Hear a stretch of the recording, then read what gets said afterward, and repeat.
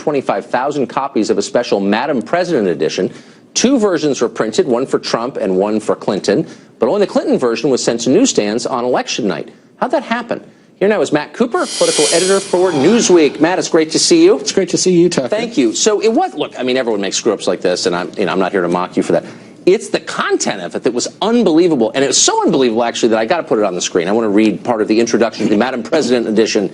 It describes this as the tone of the election grew darker and more bizarre by the day. President-elect Hillary Clinton went high when her opponent and his supporters went even lower. No stranger to trudging through the mire of misogyny in her career as First Lady, Senator, and Secretary of State. President Clinton managed to push for an issues-based campaign, even as a handful of Trump's deplorable supporters, seeing the wide margin she held among female voters, called for repealing the 19th Amendment. It goes on and on. Fear and hate-based conservatism. I mean, it's not even, it's breathless. It's not even hagiographic. It's pornographic. It's Soviet in his devotion to Hillary Clinton. Who wrote this? It's embarrassing, and let me tell you how it happened and what we're doing to make sure it doesn't happen again.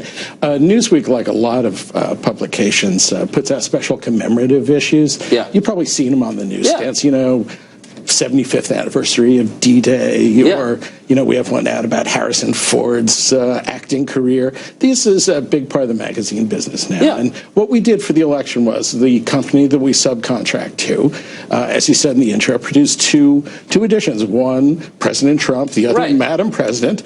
They both, you know, the Madam President one mistakenly went out, which was the first embarrassment. Yeah. That should never have happened. And but I can kind of see how it happened. Yeah, but it can happen. But really, as you say, the writing in this is, shall we say, not up to the editorial standards of pure Newsweek. throne sniffing. I mean, it's just like DNC talking points. So, I mean, who on your staff wrote that?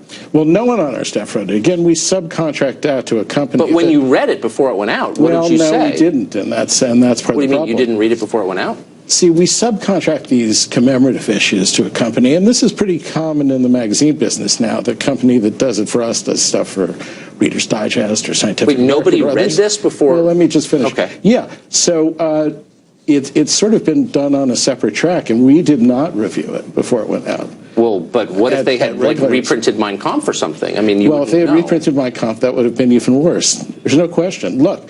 Well, but what if Fox just said we're going to give an hour of primetime air to like some random crazy person? We're not even going to look at it before it goes on. Well, look, this is a company that's done a lot of work for a lot of other magazines, Scientific American, CBS, Disney, all kinds of places, and they generally do good work. In this case, they really did not. And what we're going to do from now on is really take a look at these things.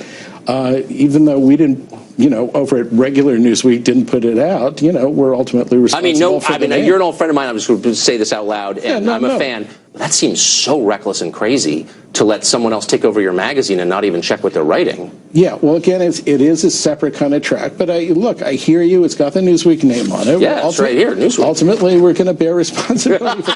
Well, that's like, you know, that's like with the World Series, you know. Yeah, but it says Newsweek, and maybe I'm dumb. Like, if you know, Apple released an iPhone made in Bangladesh that didn't work, I would hold them responsible for it. You know what I mean? No, look, there's no question the writing that you've cited, and it's one of the Daily Caller reporters did a good job sussing it out. Look, there's no question. So what kind of blew my mind was not just that, but some of the other coverage. So you've got this guy, Kurt Eichenwald, who works for you. He tweeted out in September this tweet. It says, I believe Donald Trump was institutionalized in a mental hospital for a nervous breakdown, which is why he won't release his medical records.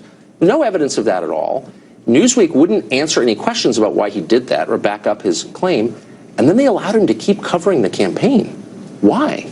That seems really nutty to me, making an allegation like that and not backing it up. Well, I can't speak to that tweet. I don't know about it. Let me just say this. I mean, Kurt's done some incredible reporting for Newsweek, so, you know, I'm 100%, you know, behind what he's done in the magazine in terms of, you know, sussing through Donald Trump's finances. He did a great cover a few weeks ago about how Trump's organization had violated the Cuban embargo. I mean, I'm not saying everything he's writing is wrong or anything, or he's a bad person or anything, but he's such an anti-Trump advocate. And it's so clear on his Twitter feed and in his pieces, you can't really pass him off as a reporter, can you? Well, look, I think his writing, you know, speaks for itself, and people are going to have to judge it as it is. But I think for the stories, you know, leaving tweets aside, I think you know, judging from the stories in Newsweek, you know, did he write this? No. Now you're just baiting me. Now I'm being mean. Matt being Cooper, mean. great to see you. Thanks for doing this. Congratulations It on was the show. tough, but I appreciate you're a game man to come on. Thank you. Thanks for having me. Donald Trump's election.